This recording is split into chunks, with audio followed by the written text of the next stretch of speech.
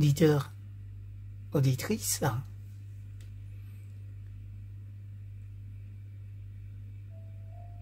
devant la beauté de cette nature,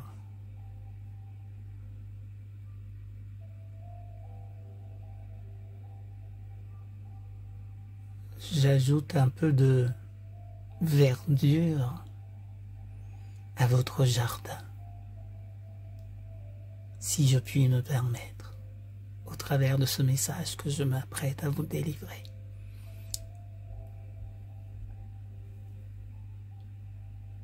L'harmonie de l'amour et de l'obéissance, première partie. Car l'amour de Dieu consiste à garder ses commandements, et ces commandements ne sont pas pénibles. 1 Jean chapitre 5, verset 3. L'amour est le grand commandement qui vient de Dieu. Le travail de l'Église, son but principal, c'est de répandre l'amour de Dieu sur la terre. Dans l'Église et par l'Église du Christ, la pleine et essentielle dispensation de l'amour de Dieu doit être manifestée. Mais y répondre par l'amour n'est pas tout à fait sous notre contrôle direct.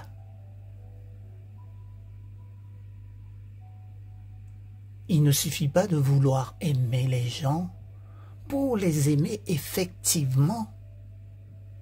Ce n'est pas aussi simple que cela. L'amour ne se développe que si l'on est aimé. Toute relation authentique avec Dieu, comme avec les gens, dépend de notre aptitude à aimer et à être aimé.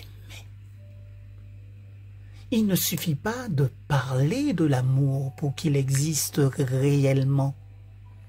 Il faut laisser Dieu nous aimer et l'aimer en retour. L'amour coûte. Un amour à bon marché, ça n'existe pas. Notre condition de pécheur, les situations où se manifeste notre envie, notre jalousie, notre hostilité, notre ressentiment, ne peuvent être transformés que par l'amour, qui peut, juste en se concentrant, aimer son prochain comme lui-même dans n'importe quelle circonstance. La situation humaine nous échappe beaucoup trop pour que nous puissions la dominer en tirant de toutes nos forces sous les lacets de nos souliers. La première chose que Dieu fait en nous et pour nous, c'est de nous donner, en nous aimant, le pouvoir et la capacité d'aimer.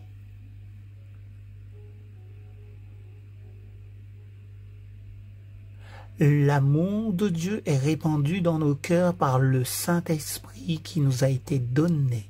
Romains chapitre 5, verset 5. L'amour de Dieu nous change. Il fait de nous des gens aimants. L'amour est à la fois une réponse que l'on donne et une responsabilité que l'on accepte.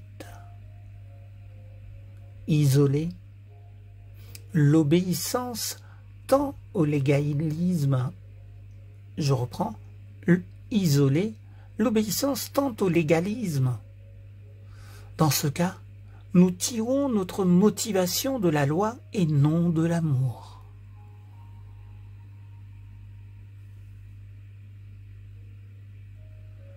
Nous sommes alors sous la pression constante des exigences de la loi et du devoir, qui est de lui obéir.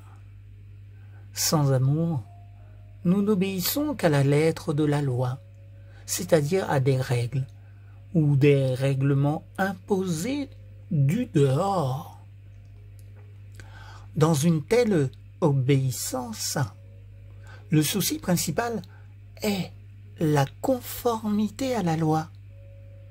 Presque toujours, c'est faire bon marché du contenu plus profond de la loi et du besoin qui est le nôtre d'avoir un cœur nouveau.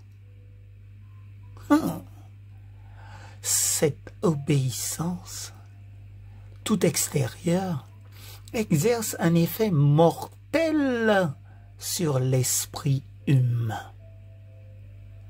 Il nous faut consentir à payer le prix qu'exige l'amour, le sacrifice et le don de nous-mêmes.